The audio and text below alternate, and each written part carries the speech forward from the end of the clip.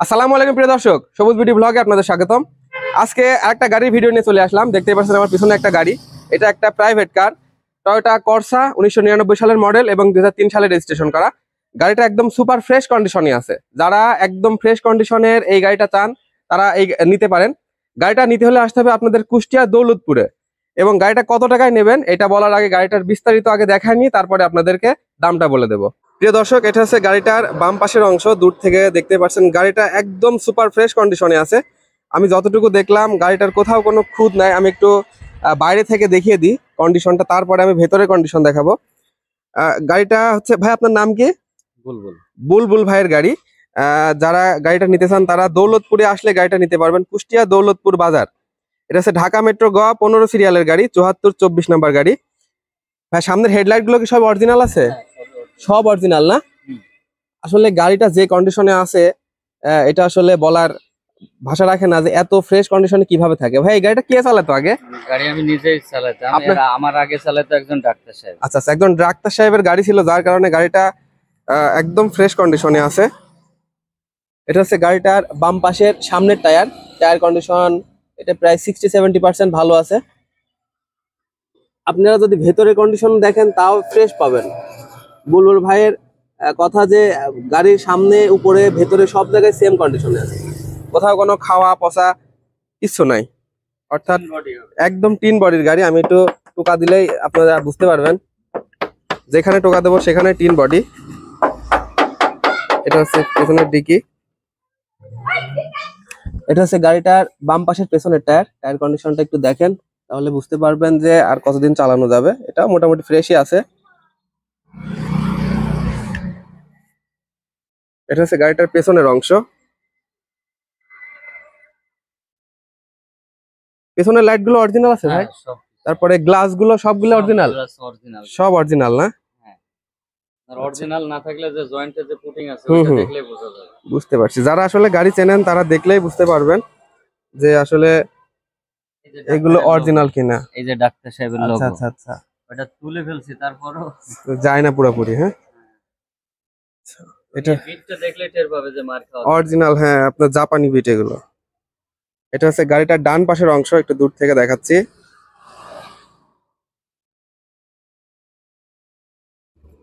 এটা হচ্ছে ডান পাশের পেছনের টায়ার।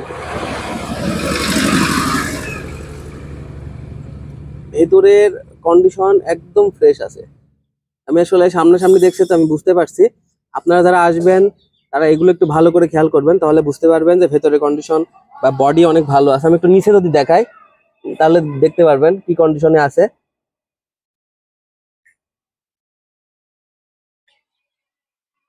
আসলে এই গাড়িটা যারা নেবেন তারা মানে নিয়ে অনেকদিন এখন ইউজ করতে পারবেন।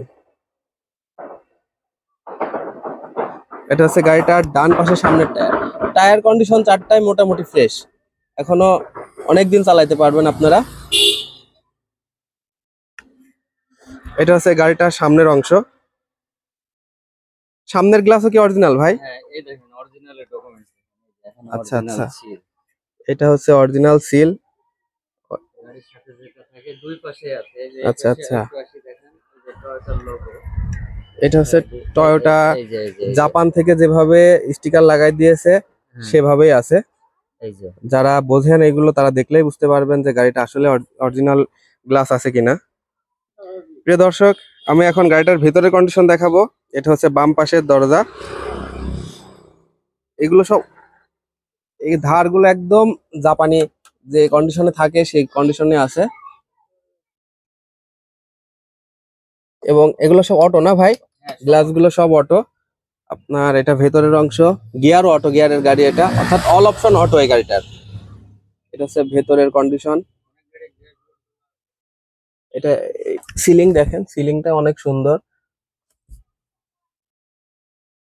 গাড়িটার কোথাও কোনো খুঁত নাই, একদম আপনারা নেবেন আর চালাবেন এই কন্ডিশনে আছে গাড়িতে। গাড়িতে কোনো কাজও নাই।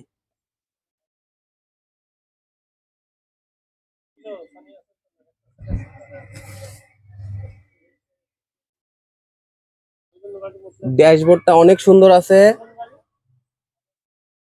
একদম ফ্রেশ কন্ডিশন।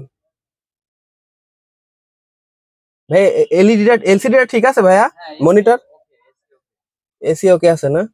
প্রিয় দর্শক, এটা হচ্ছে গাড়িটার ড্রাইভিং প্যানেলের ডান পাশের অংশ। এটা হচ্ছে স্টিয়ারিং এবং এটা হচ্ছে মিটার।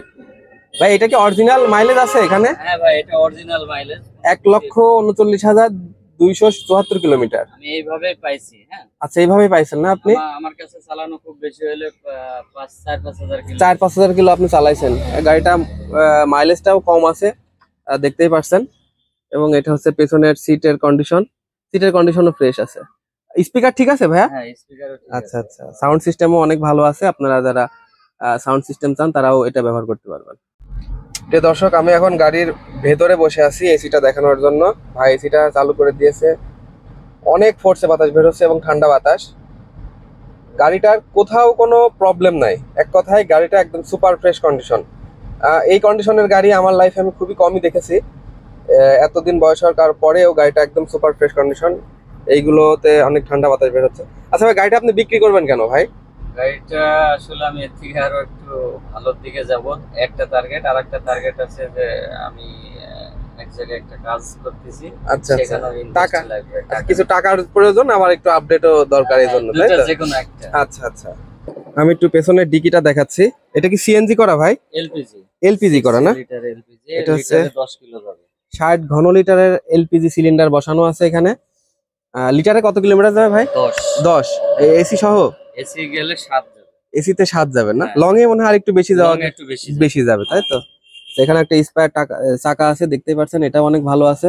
স্টার চাকাটা ব্যবহারই করা হয় না? না, আচ্ছা আচ্ছা।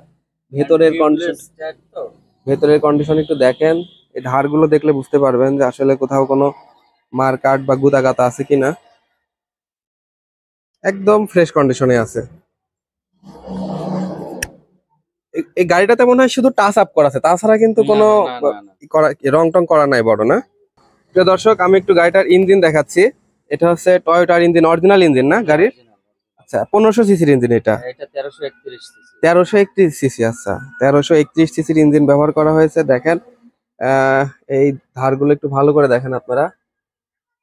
যদি মার খাওয়া হতো এগুলো মিলবে না। না না না, এগুলো এই যে ভাঁজগুলো একদম জাপানি ভাঁজ। একটু স্টার্ট করেন ইঞ্জিনটার সাউন্ডটা একটু দেখি।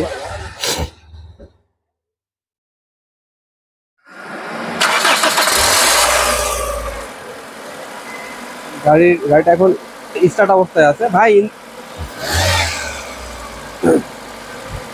ইঞ্জিনে কি মোবাইল খায় ভাই? না না, কোনো মোবাইল খায় না? না, মোবাইল খেলে তো ধোঁয়া বের হবে। আপনি সাইলেন্সার আচ্ছা আচ্ছা আচ্ছা, না না ঠিক আছে ভাই, যেহেতু বলছে এটাই বিশ্বাস করতে হবে আমাদের। আর আপনারা এসে অবশ্যই দেখে শুনে নিতে পারবেন, কোনো সমস্যা নাই।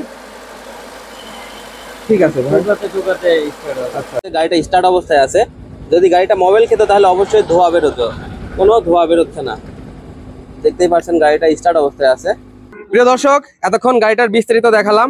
এবার গাড়িটার মেন যে বিষয় সেটা হচ্ছে গাড়িটার দাম এবং গাড়িটার কাগজ সম্পর্কে বলতে হয়। তো গাড়িটার কাগজ সম্পর্কে বলতে হলে কাগজ এখন আপডেট অবস্থায় আছে। এটা হচ্ছে ট্যাক্স টোকেনের মেয়াদ আছে 2025 সালের মে মাসের 27 তারিখ পর্যন্ত এবং ফিটনেসের মেয়াদ আছে 2026 সালের অক্টোবরের 31 তারিখ পর্যন্ত।